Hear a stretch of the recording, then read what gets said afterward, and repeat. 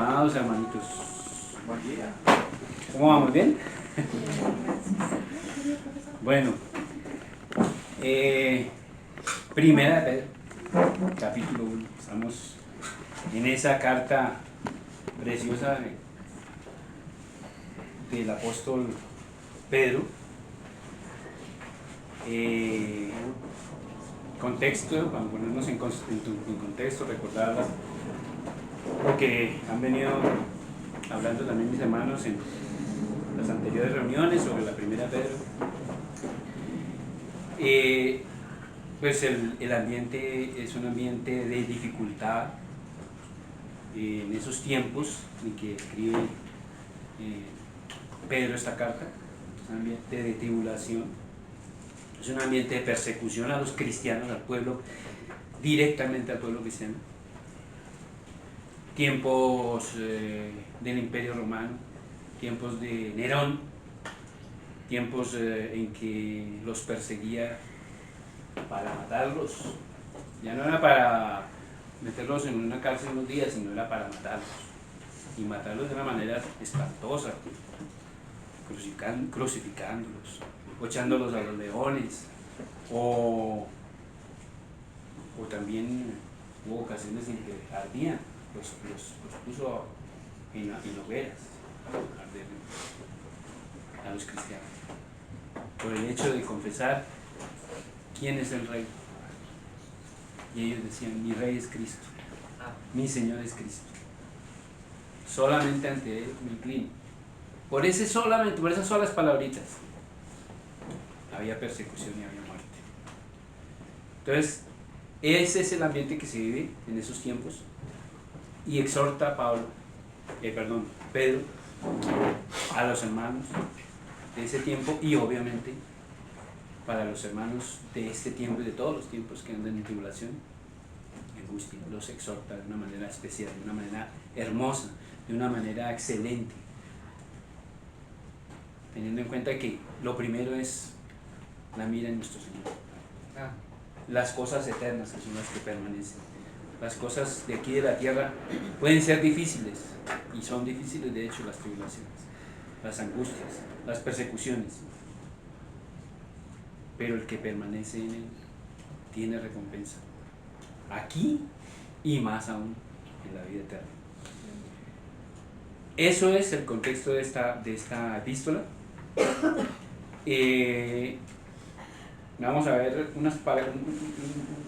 digamos en forma sucinta lo que antecede a lo que vamos a ver hoy. Se venía hablando de una cosa muy importante. Venía hablando Pedro aquí en los versículos 13 al 16.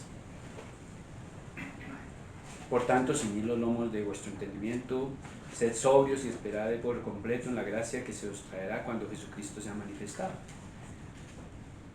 Como hijos obedientes, no os conforméis a los deseos que antes teníais estando en vuestra ignorancia, sino como aquel que os llamó es santo, sed también vosotros santos en toda vuestra manera de vivir, porque escrito está: sed santos porque yo soy santo.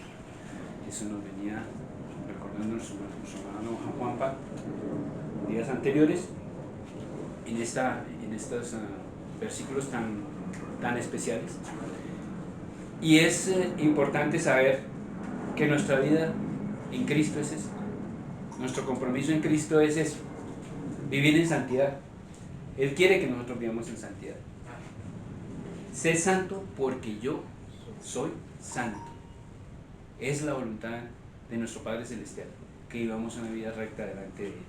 Sean cuales sean las circunstancias, Él nos llamó a ser santos. Si hay santidad, hay presencia de Dios. Pero dice también que sin santidad nadie podrá ver al Señor, ¿cierto? Entonces, recordemos también, miremos en Primera de Tesalonicenses 4:3, ¿qué dice al respecto?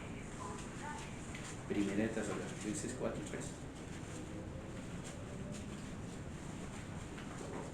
Vamos un momentico, recordamos esa necesidad de santidad en nuestras vidas.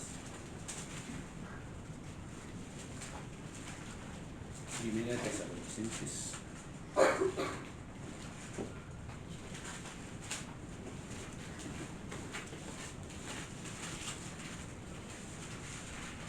por aquí ya. Y dice así: pues la voluntad de Dios, ¿cuál es? Vuestra santificación. Que os apartéis de fornicación, que cada uno de vosotros sepa tener su propia esposa en santidad y honor, no en pasión de concupiscencia como los gentiles que no conocen a Dios. Mira esto, que ninguno agravie ni engañe en nada a su hermano. Porque el Señor es vengador de todo esto, como ya os hemos dicho y testificado. Pues no nos ha llamado Dios a inmundicia, sino a santificación. Esto como preámbulo. La vida santa es la vida que a Dios le agrada. Y vivir en santidad es lo que ve el Señor. O sea, el Señor nos ve a nosotros. Nosotros fuimos redimidos, fuimos comprados por la sangre de Cristo, con la sangre de Cristo. Pero ese proceso de santidad es un proceso que debemos llevar. A partir de que Él nos ha redimido, es un proceso continuo. Y va creciendo, y esa santidad va a ir estableciéndose porque lo tenemos a Él, y tenemos a nuestro ayudador, tenemos al Espíritu en nosotros, y Él es el que nos da esa facilidad o más bien esa capacidad de llevar una vida de acuerdo a sus lineamientos, llevar una vida de santidad. Bien, hermanos, ahora sí pasemos a lo que nos trae el tema hoy, y es del 17 al 21, la primera de Pedro 1. Vamos a leer.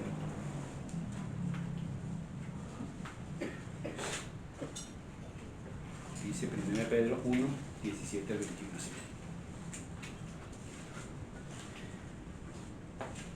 Y si invocáis por Padre a aquel que sin acepción de personas juzga según la obra de cada uno, conducíos en temor todo el tiempo de vuestra peregrinación,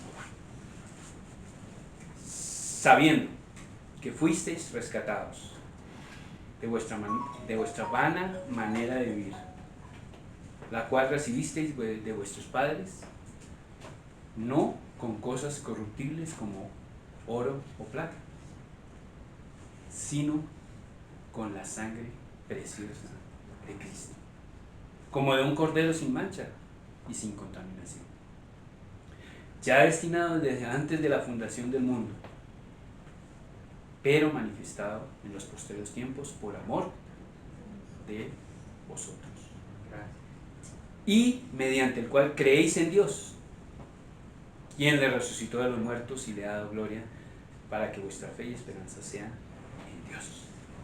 Hasta ahí. Bueno, hermanitos, dijimos a nuestro Padre Celestial, te damos gracias, Señor, por esta palabra, por enseñarnos, Señor, a través de estas notas, a través de esta palabra, a través de estas palabras especiales que tú envías a través del apóstol Pedro, Señor, para fortalecernos mientras estamos en esta tierra, Señor, en este mundo, Señor. Sabemos que somos peregrinos y que nuestro encuentro precioso es contigo, Señor. Que nuestro paso por este mundo es temporal, y que mientras estemos en este mundo, Señor, tenemos tus lineamientos, tu palabra, y que tú con tu Espíritu Santo nos das esa fortaleza para seguir. Gracias, Padre, te doy en el nombre de Jesús por tu palabra. Bien, entonces tomemos el versículo 17. Dice: y si invocáis por Padre a aquel que sin acepción de personas juzga según la obra de cada uno, conducidos en temor todo el tiempo de vuestra peregrinación. Entonces comenzamos con un aparente, cuando decimos y si invocáis por Padre, como si fuera un condicional, ¿sí? Aparentemente lo podemos entender así como condicional, pero realmente no es un condicional, porque nosotros invocamos al Padre sí o sí. Nosotros como hijos lo invocamos, no es una cosa, si invocas al Padre, entonces puedes pedir por esto. De pronto no lo invocas, porque entonces él pues no te va a ver en esas otras cosas, no lo vas a tener en cuenta en otras cosas, pero igual puedes seguir tu vida. No. Nosotros de hecho invocamos al Padre, y esa invocación al Padre en cada situación de nuestra vida, cuando nosotros estamos todos los días por la mañana, cuando nos vamos a la oración, en cada situación del día, cuando tenemos alguna dificultad, cuando pensamos, mi Señor, ayúdame, todo en ese momento estamos invocando a nuestro Padre Celestial. Entonces es una frase decir, como ustedes o como nosotros invocamos al Padre, o por supuesto que nosotros invocamos al Padre, o como tenemos de hecho y en verdad que invocamos a nuestro Padre Celestial cada vez que necesitamos de Él. Entonces tenemos una responsabilidad, porque decimos Padre, ¿sí? Si nosotros decimos Padre, nosotros sabemos también que somos hijos. Eso indica una responsabilidad. Ser hijo indica una responsabilidad. Dirigirnos al Padre como Padre, el Padre que es el Rey del universo, implica en nosotros también una responsabilidad. Nosotros tenemos que ser conscientes de eso. Cuando nosotros vinimos a Cristo y lo recibimos en nuestro corazón y creímos en su muerte preciosa, en su muerte salvífica, y nos arrepentimos, fuimos adoptados como hijos. Y como hijos tenemos una cantidad, pero una cantidad hermosa de beneficios que nos ha ofrecido nuestro Padre Celestial a través de nuestro Señor Jesucristo y su sacrificio. Pero eso indica también una responsabilidad nuestra. Somos hijos y somos responsables delante de nuestro Padre Celestial. Entonces, si invocamos al Padre como es de hecho y en verdad, como dice la palabra, o como digamos, como es una realidad, que nosotros vamos al Padre en oración y clamamos a Él, estamos diciéndole Padre, y entonces en otras palabras nosotros estamos diciendo, somos tus hijos, estamos aquí, te alabamos, te honramos, pero a la vez estamos aquí para nosotros también serte fieles en la obediencia. Vamos a ver en primera de Juan, en Juan 1, 12, 13, sí, la afirmación de nuestro compromiso, o mejor dicho, de nuestro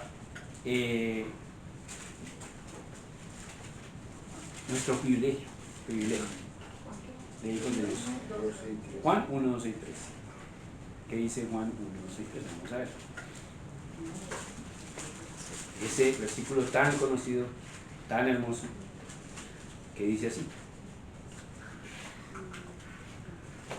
mas a todos los que le recibieron, a los que creen en su nombre, les dio potestad de ser hechos hijos de Dios.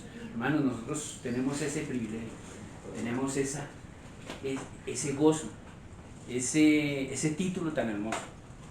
Nos apropiamos de ese título tan hermoso de ser hechos hijos de Dios,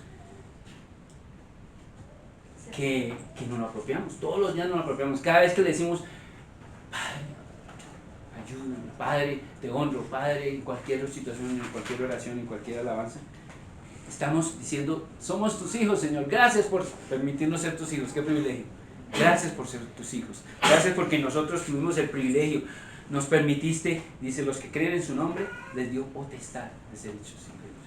Gracias porque nos diste la oportunidad de decir, creo.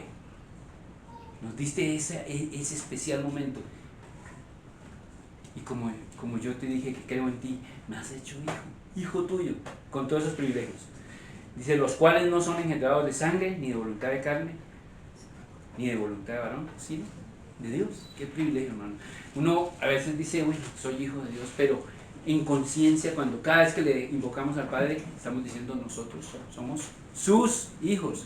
Y como sus hijos tenemos unos privilegios hermosos que nos ha dado a través de la obra de nuestro Señor Jesucristo con nosotros. Pero también tenemos unas responsabilidades que, miren cómo son las cosas. Mi hermanita Alexita hablaba en Juan 15, o nos leía en Juan 15, y en la parte de Juan 15 me llamó la atención esta partecita. Recordémosla un poquito. en Juan 15. Dice así. Juan 15 y creo que estamos en el verso. Eso, el 7. Dice. O el 6 también. El que en mí no permanece será echado fuera como pámpano y se secará, y los recogen y los echan en el fuego y arde. Dice, si permanecéis en mí y mis palabras permanecen en vosotros, pedid todo lo que queréis y os será hecho. ¿Sí? ¿Qué privilegio es el ser hechos hijos de Dios? Si permanecemos en Él. Tenemos ese privilegio grande de si permanecemos en Él. Si permanecemos en Él. Y mis palabras permanecen en vosotros. En otras palabras, si ustedes son obedientes, si ustedes hacen mi voluntad, si ustedes hacen lo que yo les digo, son mis hijos. Y como hijos tenemos ese privilegio. Pedid todo lo que queréis y os será hecho. Qué bonito eso, ¿no? Entonces, ese conciencia de ser hechos hijos también conlleva una responsabilidad. Vamos a ver Efesios 2.10, porque ahí van, en ese Efesios 2.10 van unas responsabilidades. Vamos a ver Efesios 2.10. ¿Qué nos dice Efesios 2.10?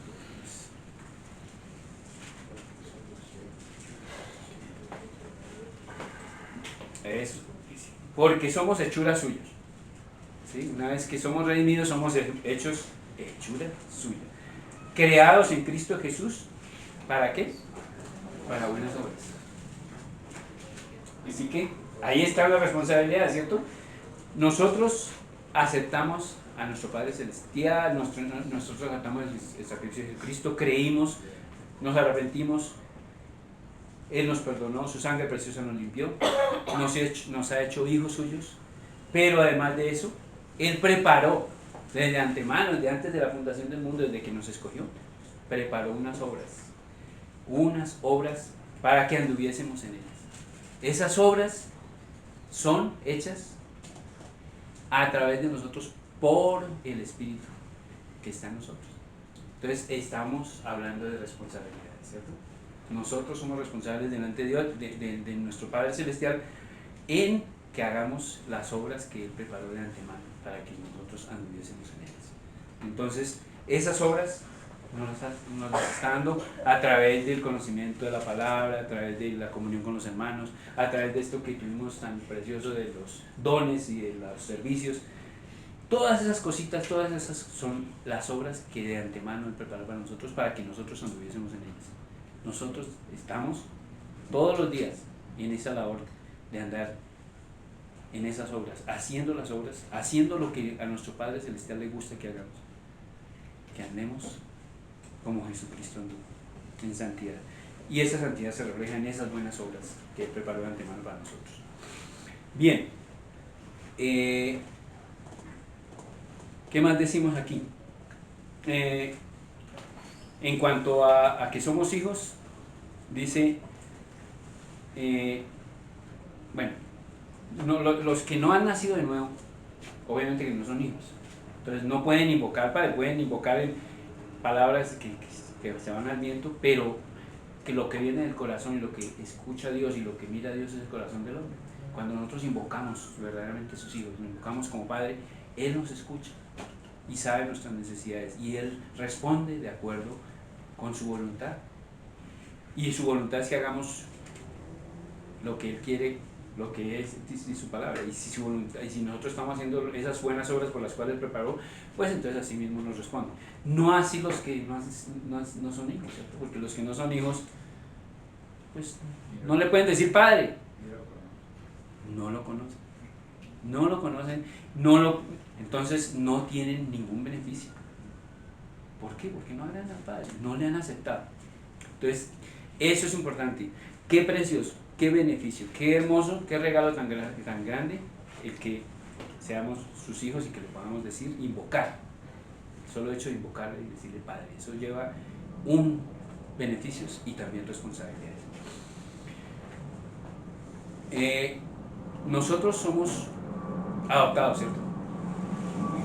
Cristo es el unigénito Hijo de Dios y nosotros somos como hijos en adopción. Veamos Gálatas 4.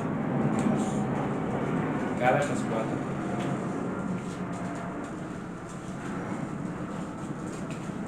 dice, del 4 al 5 dice, 4 al 5 dice, pero cuando vino el cumplimiento del tiempo, Dios envió a su Hijo, nacido de mujer y nacido bajo la ley, para que redimiese a los que estaban bajo la ley, a fin de que recibiésemos la adopción de hijos. Nosotros, por la misericordia, por la pura misericordia de nuestro Señor, somos hijos y Él nos adoptó como hijos, el Padre Celestial.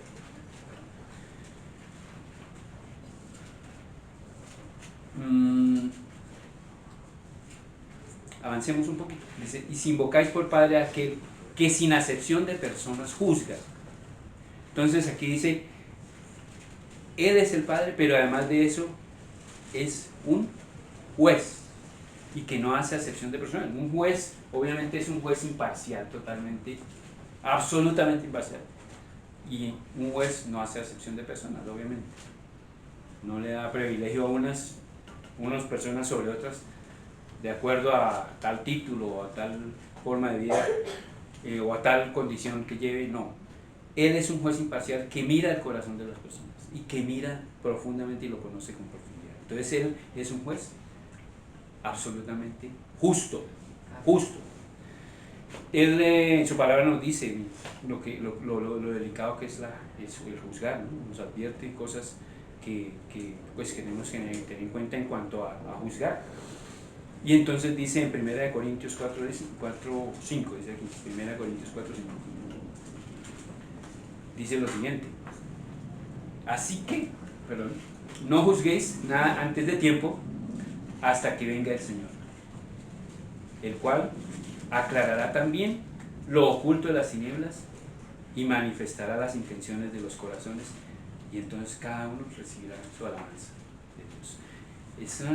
Eso de juzgar es serio, ¿no? A veces de verdad por ignorancia uno puede pensar mal o llegar a tener juicios que no son, digamos, no son correctos, ¿cierto? Uno muchas veces se equivoca, muchas veces yo personalmente he tenido que pedirle perdón muchas veces porque me he equivocado y he pensado mal en una situación X o Y, y eso lo lleva a uno como a tener un cierto rechazo, como a tener cierta condición de apartamiento de X o Y persona, ¿sí? Y a mí me pasa, y tengo que de todas maneras decirle al Señor, perdón, porque estoy juzgando cosas que yo no sé. Cada persona tiene en su parte interior unas cosas que nosotros no conocemos, que solamente el Señor conoce la profundidad del corazón de las personas, y muchas veces nosotros nos aceleramos y nos vamos más allá de lo que el Señor quiere que hagamos. El Señor no quiere que juzguemos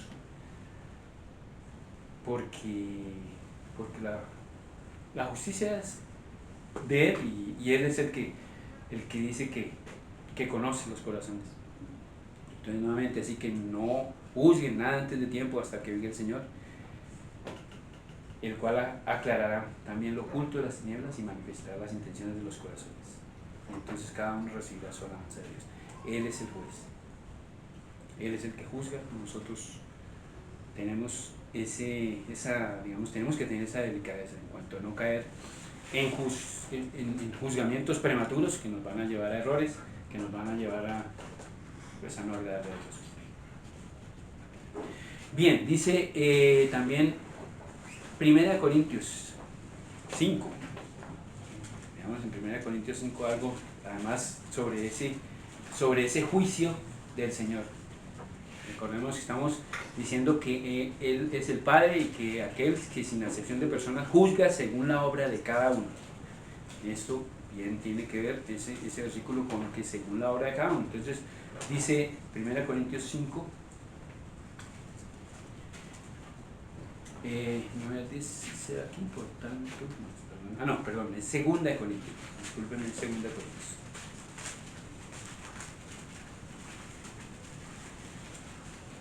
Ahora sí. Sí, 2 Corintios 5, 9 y 10. Dice, por tanto, procuramos también, o ausentes o presentes, serle agradables. Hay aquí el 10. Porque es necesario que todos nosotros comparezcamos. Eso es serio, ¿no, hermanos? Porque nosotros como cristianos, nos hemos de presentar a nuestro Señor, porque dice que vamos a comparecer ante un tribunal, y es el tribunal nada menos que de nuestro Señor Jesucristo. De nuestro Señor Jesucristo. Y dice, para que cada uno reciba según lo que haya hecho mientras estaba en el cuerpo, sea bueno o sea malo. Ay, Señor, qué delicado. Esto sí que es delicado. Por eso aquí dice, Él juzga según la obra de cada uno. Es una responsabilidad grande, ¿cierto, hermanos? Es una responsabilidad grande que tenemos. Por eso Él habla de santidad, por eso Él habla de rectitud, por eso Él habla de guardar sus mandamientos, por eso Él habla de permanecer, porque hay un juicio, porque Él juzga, Él es nuestro Señor, Él es amoroso, Él es precioso, nos ha dado tantos beneficios, tantas cosas preciosas para nuestra vida, nos ha dado nada menos que el Espíritu Santo, pero también juzga, Él es juez, Él es un juez justo, y va a haber un juicio para nosotros también los cristianos. Ese es el tribunal de Cristo. Entonces, hermanos, reflexionando esto es para que nosotros andemos en rectitud. Todo esto, todo este mensaje es para hacernos entender rectitud de vida, obediencia, no apartarnos, andar en un camino, pero mirando así, mirando al Señor allá, no mirando ni izquierda ni derecha, porque sabemos que izquierda y derecha nos podemos torcer, y ese de torcer nos implica caer en tentación, nos implica fallarle a Él. Entonces, todo esto nos habla de vivir una vida recta delante del Señor. Esa responsabilidad de comparecer ante un tribunal de Cristo nos debe también tener en pensamiento de que nosotros somos sus hijos, y como sus hijos no lo vamos a desobedecer, no lo vamos a deshonrar. Y como no lo vamos a deshonrar, debemos vivir en obediencia a su mandamiento. Por eso Él nos da su palabra, por eso Él nos da unos hermanos tan lindos con los cuales compartimos, que nos ven, que nosotros podemos también compartirles. Por eso Él nos da su palabra, por eso nos da sus enseñanzas, sus cantos, todo esto, para que nosotros tengamos conciencia de lo que somos y tengamos responsabilidad, para que nosotros andemos en rectitud, para que cuando Él nos juzgue no nos encuentre nada y que nos diga que nos tiene que demandar esto o aquello, que fallé en esto, que no me arrepentí de esto, que cuando tú me llamaste yo no me arrepentí y tengo que de todas maneras rendir a ti, y tú me lo vas a recordar, y tú me lo vas a decir, mira, no hiciste esto, no te arrepentiste de esto. Ese es el juez que tenemos nosotros, y el que va a juzgar también en el tribunal de Cristo. Entonces, el llamado precioso e importante para que nosotros andemos en rectitud, en obediencia. Y mire cómo concluye aquí el versículo 17, dice, conducidos en qué, dice, en temor, todo el tiempo de vuestra peregrinación. Conducidos en temor todo el tiempo de vuestra peregrinación. Aparece una palabra hermosa que a veces uno malinterpreta como temor, como miedo, como como que yo no me acerco, como que es terrible. Es todo lo contrario, es un temor reverente al que se refiere la palabra, un temor de hacerle honor, de darle honor, y darle honra, y darle gloria a nuestro Padre Celestial. Ese es el temor del que habla aquí. Dice, conducidos en temor todo el tiempo de vuestra peregrinación. Ese temor es un temor reverente, es un temor de hacerle reverencia, de hacerle honor a nuestro Padre Celestial.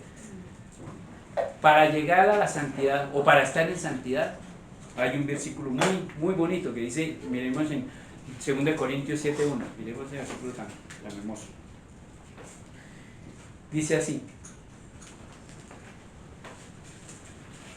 así que, amados, puesto que tenéis tales promesas, todas las promesas tan preciosas que nos ha dado nuestro Padre Celestial a través del sacrificio de nuestro Señor Jesucristo, a través de nosotros aceptarlo, arrepentirnos y ser salvos y ser hijos de nuestro Padre Celestial.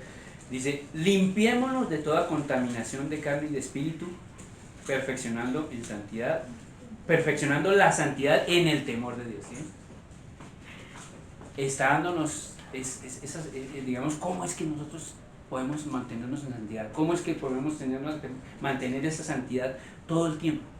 Dice, perfeccionando la santidad en el temor de Dios. El temor de Dios es importantísimo para nosotros mantenernos en santidad. Nuestra vida es una vida, es un camino de santidad, ¿sí? Nuestra vida en Cristo, pero es una vida que va progresando. La santidad no podemos nosotros, yo recibí a Cristo y yo soy totalmente santo, yo no voy a pecar, no, en absoluto.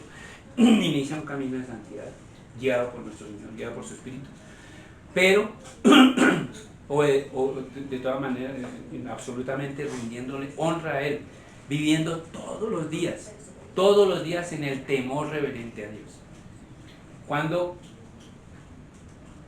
¿Cómo podemos comprender ese temor reverente delante de Dios? Pues nosotros, nuestros padres, cuando le fallamos a nuestros padres, cuando ellos nos advirtieron de algo, en alguna circunstancia y no les obedecimos y caímos y decimos, si yo le hubiera obedecido a mi papá, me dijo esto, si yo le hubiera obedecido completamente, pero yo lo hice fue lo que yo quería y mire, ahora estoy en este problema, no he honrado a mi padre, ¿sí? No tuve el suficiente temor reverente de honrar a mi padre de la tierra. ¿Cómo no será mayor todavía el temor que debemos tener delante de nuestro Padre Celestial? Ese temor reverente que debemos andar, en el cual debemos andar por nuestra vida en este mundo, permanentemente. Señor, ayúdame, Señor. Yo no quiero deshonrarte, yo no quiero faltarte. Yo quiero con mis actos, con mis pensamientos, con lo que yo digo, con lo que yo hago, con lo que ven los demás en mí, yo quiero honrarte. Quiero honrarte con mi vida. Ese es el temor reverente. Ese es el temor reverente. Ese es el temor de decir, Señor, yo no te quiero fallar. Yo no te quiero fallar porque tú eres mi Padre Celestial y porque Jesucristo murió y dio su sangre por mí. No quiero fallarte, Señor. Ayúdame, líbrame de fallarte. A eso se refiere aquí. Perfeccionando la santidad en el temor de Dios. Nuestra vida debe ser en santidad. Y para tener santidad debemos andar en temor reverente a nuestro Señor. Temor de fallarle, temor de deshonrar. ¿Cómo lo deshonramos? Pues no obedeciéndolo, no haciéndole caso, viviendo una vida fácil, mundana, etc. Ahí lo estamos deshonrando, ahí estamos poniendo el pie donde no debemos y debemos nuevamente ponernos firmes y decirle, Señor, perdóname porque no te he honrado, Señor. Ayúdame a tener ese temor reverente para no fallarte, para obedecerte y para serte fiel. A eso se refiere ese conducidos en temor todo el tiempo de vuestra peregrinación. Dice, es un tiempo. Hay que estar un tiempo en esto. Así estemos aquí en la tierra en estas dificultades de salud, dificultades económicas, dificultades en negocios, dificultades en la familia, en que nos rechazan porque somos cristianos de pronto y los demás son católicos en la familia, por ejemplo, o dificultades digamos, por el hecho de que nosotros honramos a Cristo.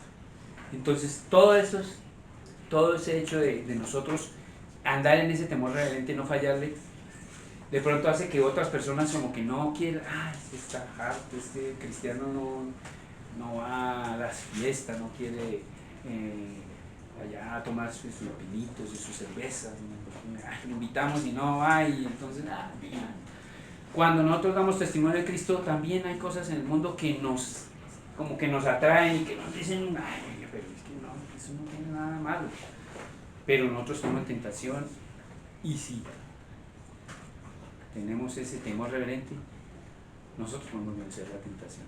Muchas veces aquí no estamos tentados, pero con el temor reverente que nos hace permanecer en santidad, podemos permanecer en él. Dice todo el tiempo, todo ese tiempo de peregrinación. Nos recuerda nuevamente aquí Pedro que nosotros somos peregrinos, nosotros estamos de paso en este mundo y que nuestro objetivo es estar con Cristo y estar en su reino, digamos, de cuando pase este mundo, cuando venga el milenio y cuando venga todo eso que esa vida eterna que nos ha ofrecido, podamos nosotros mirarle a la cara, que digamos, Señor, gracias, me llamaste a este juicio y no me has demandado cosas, privilegios, algo hermoso, y poder estar con Él, con esas coronas, con esos privilegios de recibir galardón. Pero entonces dice, por un tiempo tenemos que andar en temor, porque somos peregrinos, y somos peregrinos, estamos en este mundo, tenemos que estar en peregrinación, y peregrinación implica pues también vivir en dificultades, en tribulaciones, pero las tribulaciones las permite el Señor para fortalecer nuestra fe, para fortalecernos nosotros en el Señor, para que no caigamos en tentación y ser, por medio de la fortaleza que nos da la gracia, que nos da su Espíritu Santo, permanecer en Él y en sus lineamientos. Ok, vamos entonces al siguiente versículo, al 18.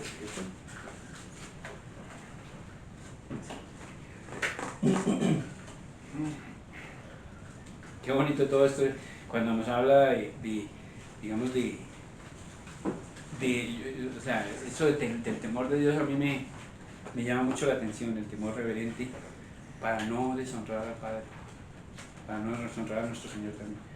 Es una cosa hermosa que actúa poderosamente, y no somos nosotros, es el Espíritu que el Señor nos ha dado para no fallar. Eso de no te puedo fallar, no voy a fallarte, Señor. Entonces dice en el 18, sabiendo que fuisteis rescatados de vuestra vana manera de vivir. Está ahí esa primera parte. Dice sabiendo, o sea, nosotros como hijos, ¿cierto? De nuestro Padre Celestial, nosotros que ya somos conscientes de que somos hijos y que tenemos una responsabilidad, por eso dice sabiendo. Es que nosotros ya sabemos. Cuando nosotros nos comprometimos con nuestro Señor, cuando nacimos de nuevo, empezamos a ser edificados, a tomar leche primero y luego ya alimentos sólidos. Entonces, cada vez que vamos conociendo más a nuestro Señor a través de su palabra, por eso dice sabiendo, nosotros sabemos, ya lo sabemos. De hecho, nosotros ya sabemos que fuimos rescatados. ¿De qué? ¿En qué vivíamos nosotros? Nosotros vivíamos en unas circunstancias sin Dios, sin ley, haciendo lo que nos dictara nuestro consciente, bueno, sino nuestros pensamientos mundanos. Andábamos en esos deseos de la carne y todo eso que dice también en Efesios. Pero todo eso era vanidad, ¿cierto? Todo eso era vano. Nosotros teníamos una vida totalmente vacía cuando no teníamos a Cristo. Por eso habla aquí de una vana manera de vivir. Porque nuestra vida era vana, era vacía. Aquel que no tenga a Cristo en su corazón tiene una vida vana. Porque aquel que no tiene a Cristo, que puede tener riquezas, que puede tener supuestamente los mejores beneficios económicos de su vida, el mejor trabajo, las mejores el apartamento, las riquezas, pero si no tiene a Cristo en su vida, no tiene absolutamente nada permanente, nada espiritual, nada que permanezca para la vida eterna, ¿cierto? O sea que su vida es vacía. Entonces, muy bien lo dice Eclesiastés 3:11, dice, lo dice Eclesiastés 12, Eclesiastés 12, del 3 al 14, ¿sí? Miremos eso, esta parte, en Eclesiastés.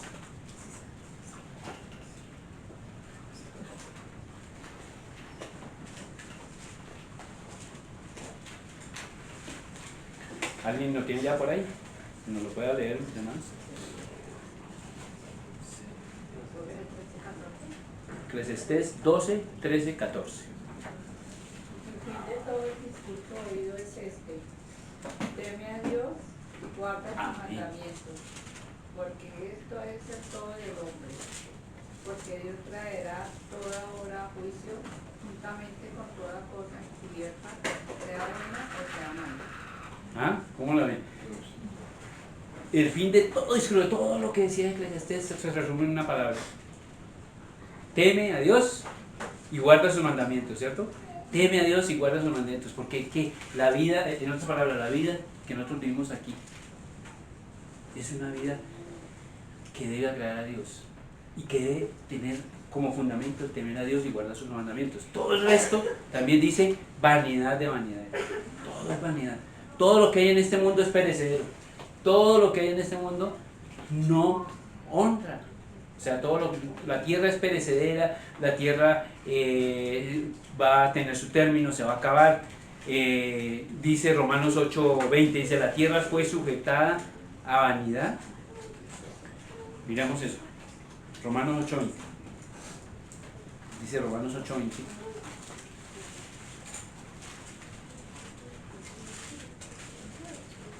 Dice así: porque la creación fue sujetada a vanidad, no por su propia voluntad, sino por causa del que la sujetó en esperanza. Porque también la creación misma será libertada de la esclavitud de la corrupción. La libertad gloriosa de los hijos de Dios. De todas maneras, la creación también tiene corrupción, ¿sí? La creación fue sujetada a vanidad, no por su propia voluntad. O sea, en esta tierra todo es perecedero, es vanidad de vanidades. Lo único eterno es lo celestial. Y si saben que el espíritu del hombre es para la eternidad.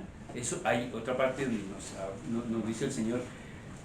Eso no sabemos dónde fue que lo vimos. Así nuevamente en Eclesiastés 3:11 dice: todo lo hizo hermoso en su tiempo.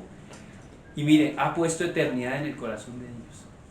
El Señor, en su diseño precioso, cuando creó al hombre, le puso desde el momento en que lo creó eternidad en el corazón. Eternidad en el corazón de ellos. No cosas que no permanecen, que son lo que hay en la tierra, lo que hay en este mundo, lo que hay en la creación, se va a acabar. Pero Dios ya sabía, y desde que creó al hombre lo creó para eternidad. O sea que el espíritu del hombre es para eternidad. Dios lo creó así, qué bonito, ¿no? La tierra, dice, todo lo hizo hermoso en su tiempo y ha puesto eternidad en el corazón de ellos. Y dice, sin que alcance el hombre a entender la obra que ha hecho Dios desde el principio hasta el fin. Qué hermoso que nuestro Padre Celestial no se equivocó totalmente desde que creó al hombre, lo hizo con su corazón para eternidad. O sea, ¿qué quiere decir eso? El corazón del hombre satisface, lo único que lo satisface es lo eterno, lo único que lo puede salvar, lo único que lo puede rescatar es lo eterno, y lo único que es eterno es Él, nuestro Padre Celestial, y el sacrificio de nuestro Señor Jesucristo, y que dio su vida por nosotros. Entonces, lo único que satisface al hombre son las cosas, al corazón del hombre, es lo celestial. Nada de lo que hay en la tierra, nada de lo que hay en la tierra, las riquezas, el oro, la plata, bueno,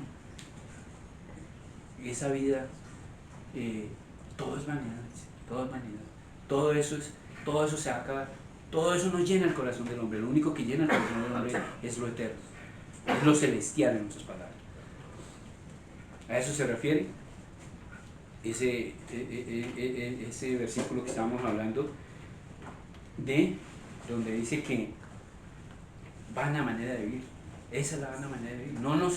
No nos conformamos, y ya nos sacó de esa manera, de esa vana manera de vivir. Eso lo sabemos nosotros, por ser nosotros hijos. Ya sabéis, por eso dice, sabiendo que fuisteis rescatados de vuestra vana manera de vivir, la cual recibisteis de vuestros padres, dice, versículo 18, no con cosas corruptibles como el oro y la plata, es lo que estamos diciendo. Este mundo, las riquezas, no llenan, absolutamente no llenan. Lo que llena el espíritu del hombre es lo eterno. Y lo eterno no lo vamos a encontrar en las cosas banales de este mundo. Y miren lo que dice ya en el versículo 19. Esto es muy poderoso, hermanos. El versículo 19 dice: sino con la sangre preciosa de Cristo. O sea, que fuimos rescatados de nuestra vana manera de vivir, no con las cosas corruptibles como oro y plata, sino con la sangre preciosa de Cristo como de un cordero sin mancha y sin contaminación. Dice.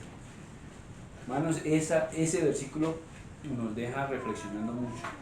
¿Por qué? Porque en el mundo absolutamente no hay nada que pague nuestra redención. No hay nada.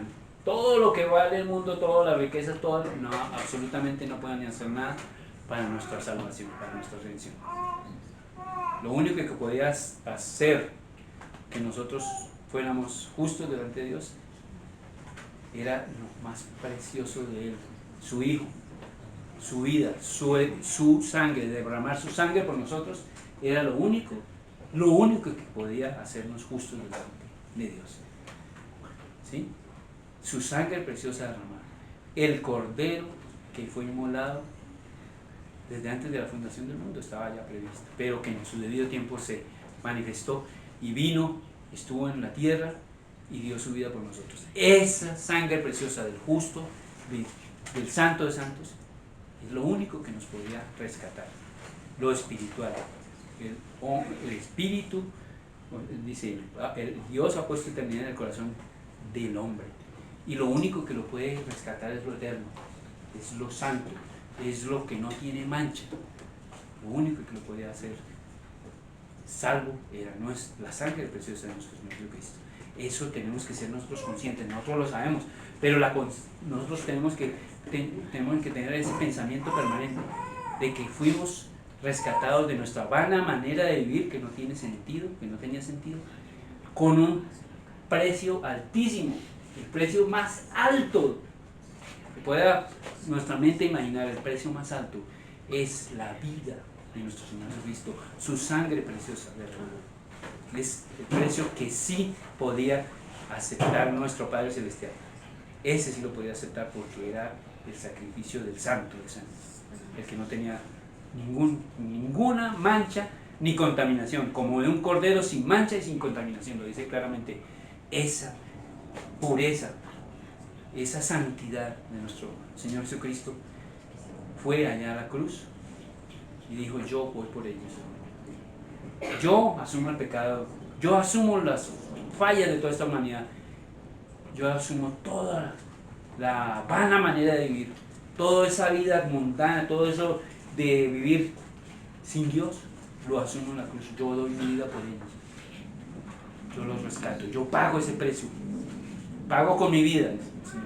Por eso decía: todo ha sido consumado ya en la cruz, porque de hecho ese era el objetivo, dar su vida por nosotros, rescatarnos de esa vana manera de vivir en la cual no nos llevaba a ninguna parte, nos llevaba a la perdición. Pero como su sangre preciosa fue la que nos dio ese privilegio, ahora nosotros estamos en esa vida nueva, en esa vida de eternidad, en esa eternidad que satisface ese corazón que Dios formó en nosotros, que ha sido puesto para la eternidad.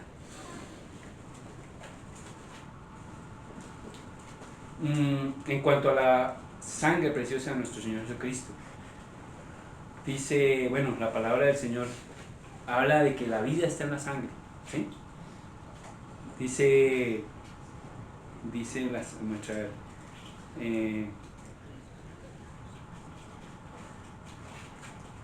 veamos Levítico 17:11.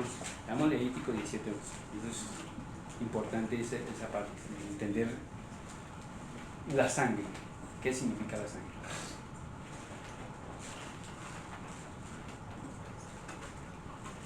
Levítico 17:11.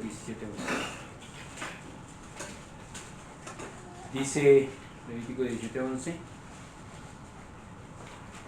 Mira, dice: porque la vida de la carne en la sangre está. Dice nuestro Señor: la vida de la carne en la sangre está. O sea, en la sangre está representada la vida. En otras palabras. Y yo os la he dado para hacer expiación sobre el altar por vuestras almas. Entonces, es mandamiento del Señor. Yo os la he dado, o sea, la sangre la he dado para hacer expiación sobre el altar por vuestras almas. y la misma sangre hará expiación de la persona, dice en Levítico. Por eso era que se hacían esos sacrificios, se derramaban la sangre de esos animales con ciertas condiciones especiales para pues ser limpios de X o Y transgresión que hubiesen hecho, ¿cierto? Es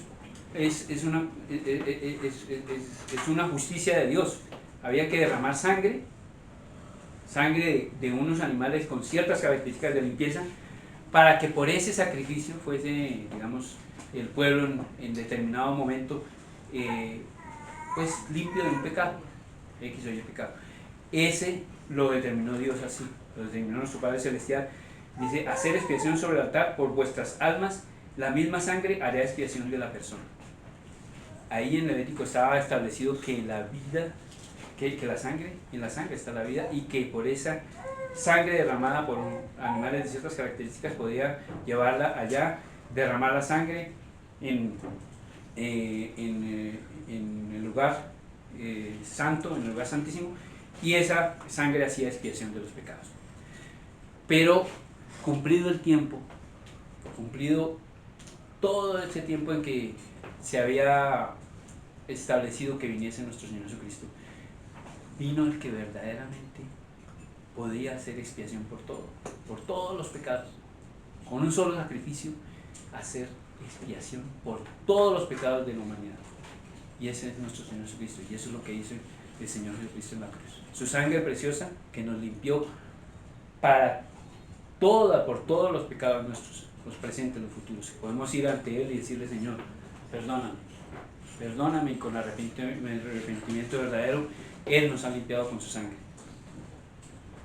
Veamos en Hebreos 10, damos algo sobre estos sacrificios del Antiguo Testamento y lo que significa ahora la sangre preciosa de nuestro Señor Jesucristo. Hebreos, vamos a ver esa parte también.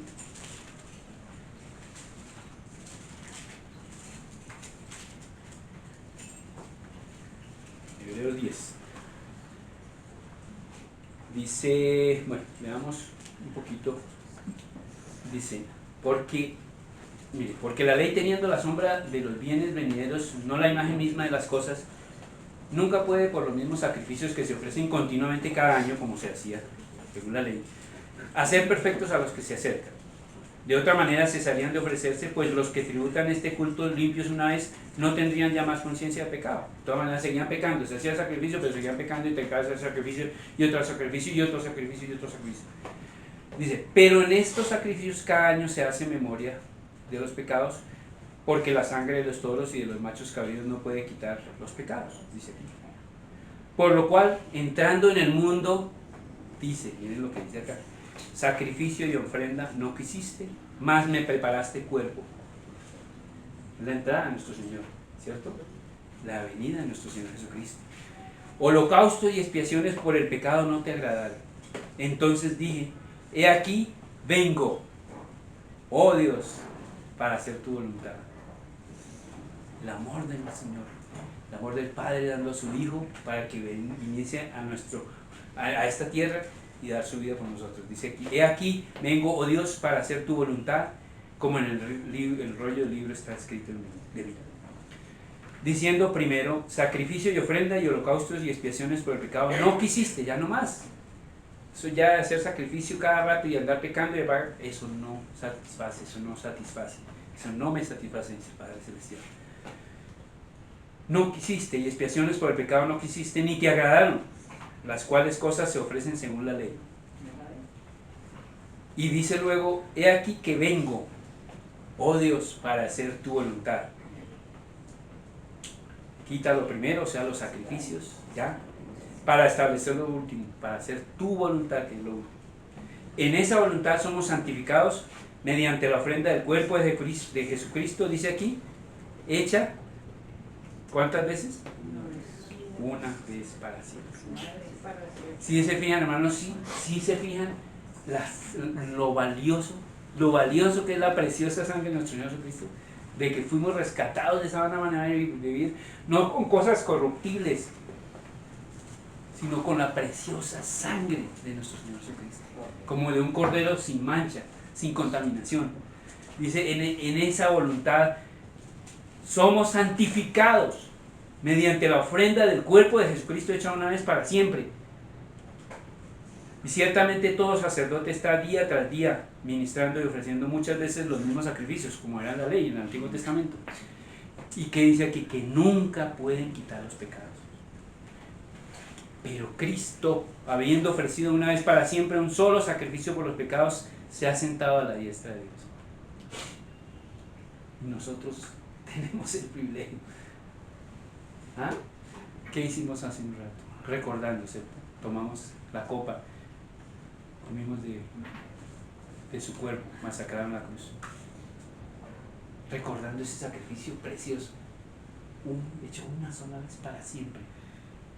Porque esa sangre preciosa fue la que cubrió todo, absolutamente todo el pecado de la humanidad. Dice, pero Cristo, habiendo ofrecido una vez para siempre un solo sacrificio por los pecados, se ha sentado a la diestra de Dios, de ahí en adelante, esperando hasta que sus enemigos sean puestos por estrado de sus pies, porque con una sola ofrenda hizo perfectos para siempre a los santificados. Hermanos, cuando uno ve estas cosas sobre la sangre, sobre el sacrificio, sobre la muerte de nuestro Señor Jesucristo, y comparado con el Antiguo Testamento, y con un solo sacrificio hecho una vez para siempre, uno dice, Señor, qué amor tan grande y qué privilegio tan grande tengo yo de haber sido salvo, de haber sido rescatado, de haber tenido el privilegio de aceptar a Cristo como mi Salvador, porque fue la sangre preciosa, hecho un sacrificio que se hizo con su muerte, con el reglamento de su muerte, y que la muerte no lo pudo retener porque resucitó. Con ese sacrificio yo soy santo, yo soy aceptado delante de Dios, yo tengo vida eterna. Ese es tu regalo precioso, Señor. ¿Cómo yo lo voy a desechar? ¿Cómo yo lo voy a transgredir? ¿Cómo yo no voy a honrarte? Ese temor reverente, ese temor que nos hace decir, Señor, tu sangre preciosa es la que me limpia, la sangre es lo más precioso del universo. Me diste a mí, Señor, derramaste tu sangre conmigo, me rescataste. Eso es lo que nos está diciendo Pedro. Observen, recuerden de dónde vienen, recuerden lo que eran, pero recuerden también qué hizo nuestro Señor por nosotros. No dejen de pensarlo, tengan temor, anden en temor reverente, anden en santidad, no le fallemos a nuestro Señor. Él ha dado su sangre preciosa, Él ha dado lo más precioso para que nosotros andemos rectamente delante de Él y para que en su justo juicio no tenga Él que reclamarnos a nosotros, que recordarnos a nosotros que nosotros le hemos fallado, que no tengamos cuentas delante de Dios cuando llegue ese día.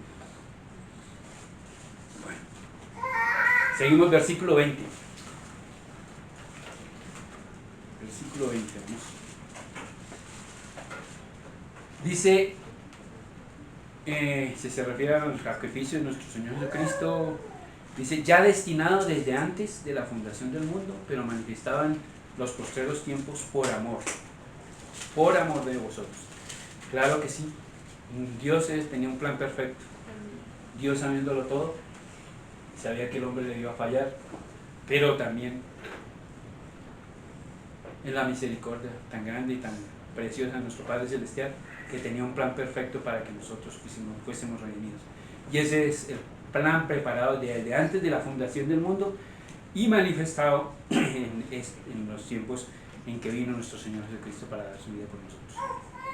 Plan hecho a la medida, un plan perfecto que solamente puede venir de la perfección que viene de nuestro Padre Celestial y que se cumplió a cabalidad con la preciosa muerte de nuestro Señor Jesucristo, su precioso sacrificio y su preciosa resurrección. Con eso nosotros ya hemos visto y hemos presenciado por la palabra por la fe que nos ha dado, que ese valor tan grande de su sangre preciosa no lo podemos nosotros despreciar. Cada vez que nosotros le fallamos a nuestro Señor, estamos fallando a ese sacrificio precioso, a lo más sagrado, lo más precioso, lo más alto que se ha podido pagar. Le hemos fallado cuando nosotros le fallamos a nuestro Señor. ¿Cómo no venir a Él cuando le fallamos? A decirle, Señor, fallamos, con arrepentimiento, decirle, perdóname, Señor, perdóname porque tu sangre preciosa lo hizo por mí, tu vida por mí, tú diste tu sangre, tú diste tu vida. Podemos venir porque pues todavía estamos en este cuerpo, que todavía pues es imperfecto, y si le fallamos, pues tenemos también esa preciosa oportunidad de irle al Señor y decirle, Señor, perdóname, acudo, Señor, a ti, a tu sangre preciosa, me arrepiento, y Él es fiel y justo para perdonar nuestros pecados y limpiarnos de todas maneras, lo dice en la primera de Juan, ¿cierto? Bien, pero el hecho es que todo ese plan de Dios salvífico lo cumplió a cabalidad. Lo cumplió a cabalidad, y nosotros, como ya veníamos diciendo, tenemos nuestra responsabilidad y tenemos que ser reverentes y tenemos que tener ese temor reverente y tenemos que ser conscientes de que nosotros, sus hijos, debemos andar como Él anduvo, en santidad para Dios. Dice, nos dice una cosa importante, mediante el cual creéis en Dios, quien lo resucitó de los muertos. Estamos en el 20. Desde antes de la fundación del mundo, pero manifestado en los posteriores tiempos por amor. Por amor. Es una palabra importantísima, lo hizo por amor. Él tenía un plan perfecto, lo cumplió con nuestro Señor Jesucristo por amor. Miremos en 2 Corintios 5:14 ese amor. Miremos, 2 Corintios 5:14.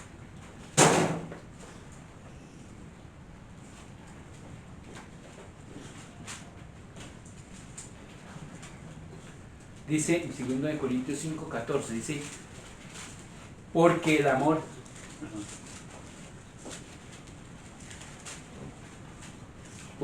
de Cristo nos constriñe. ¿Qué quiere decir eso? Que nos hace temblar, como que nos hace despertar, como que nos cimbronea, ¿no? Ese amor de Cristo nos constriñe, una verdad tan preciosa, tan grande, tan profunda, como que nos hace estremecer.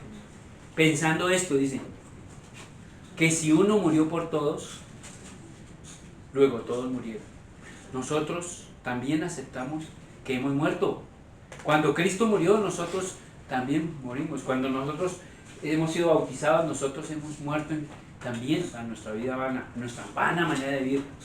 Tenemos que ser conscientes de eso. Hemos muerto a nuestra vana manera de vivir y tenemos que vivir ahora una vida para Dios, de obediencia. Entonces dice, pensando esto, que si uno murió por todos, luego todos murieron. Y por todos murió, de hecho. Para que los que viven, ojo, ¿cuál es el propósito de Dios en este plan perfecto de redención? Dice, por todos murió, para que los que viven ya no vivan para sí. Nosotros ya no somos nuestros. Nosotros somos de nuestro Padre Celestial. Nosotros nos debemos a Él. Debemos andar en rectitud, debemos andar en santidad, debemos andar en temor reverente. Ese es el mensaje principal. Dice, ya no vivan para sí, sino para aquel que murió y resucitó por ellos, nuestro Señor Jesucristo. De manera, miren esto es tan importante, de manera que nosotros de aquí en adelante a nadie conocemos según la carne, y aun si a Cristo conocemos según la carne, ya no lo conocemos así. De modo que si alguno está en Cristo, nueva criatura es, las cosas viejas pasaron, de aquí todas son hechas nuevas. Amén. Ya no, es importante esto. Nosotros ya no vivimos para nosotros. Aceptamos a Cristo para vivir para Cristo, para vivir obedientes al Padre, para tener temor reverente, para serle fieles, para que si en un momento le fallamos, vayamos inmediatamente y con toda reverencia, con todo arrepentimiento le pidamos perdón a nuestro Padre Celestial por la sangre de Jesucristo que derramó por nosotros. Qué bonito es, ya no vivimos para nosotros vivimos para agradarle a Él. Y con esa conciencia de agradarle a Él, vivir la vida recta, vivir la vida de santidad, vivir la vida de temor reverente a nuestro Padre Celestial. Y por último, entonces tenemos ya el versículo 21, ¿cierto? El versículo 21 dice: y mediante el cual, o sea, mediante el sacrificio de nuestro Señor Jesucristo, salvífico, por el medio de ese sacrificio creéis en Dios, quien le resucitó de los muertos y le ha dado gloria, para que vuestra fe y esperanza sean en Dios. Claro que sí. Ese sacrificio salvífico,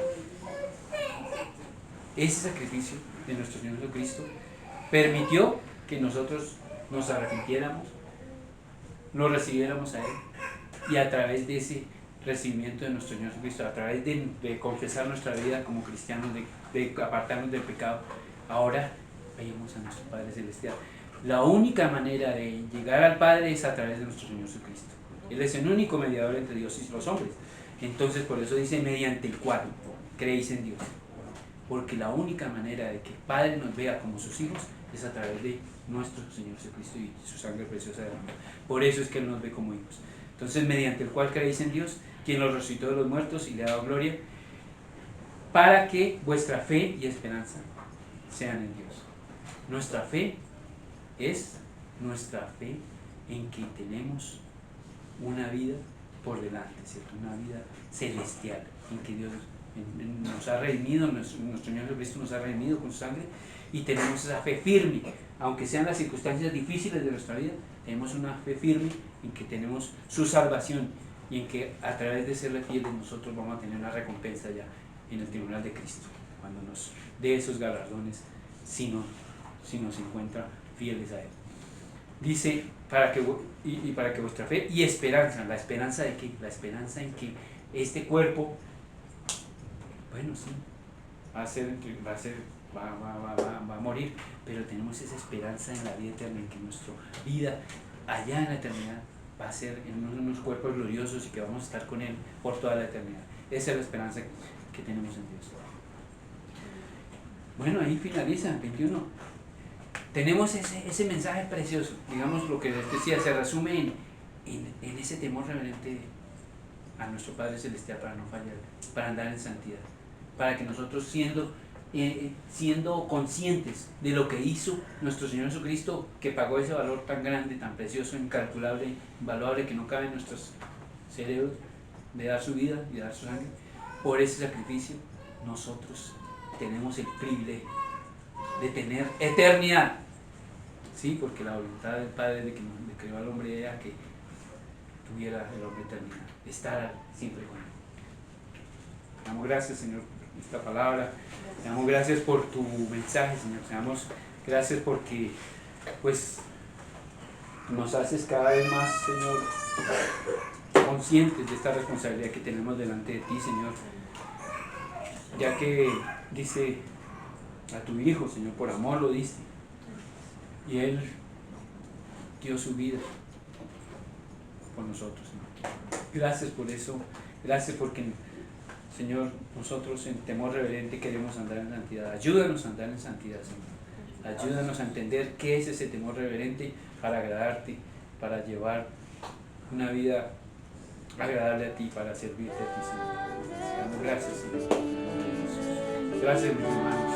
Este es el mensaje de estos hermanos.